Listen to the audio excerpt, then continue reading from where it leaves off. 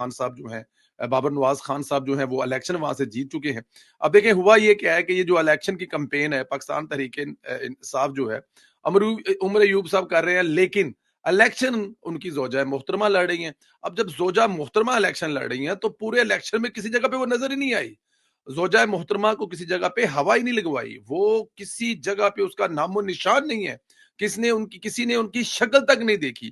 اب جب انہوں نے دیکھا ہے کہ کیپٹن صفدر نے آ کر یہاں پر الیکشن تو ایک سائڈ ون وے جسے کہتے ہیں نا کہ ون سائیڈڈ الیکشن کر دیا, یہاں سے تو نون لیگ جو ہے وہ 2 لاکھ ووٹ کی لیڈ سے جیت رہی ہے, تو پھر جناب انہوں نے جو ہے وہ بیگم صاحبہ کو باہر نکالا ہے.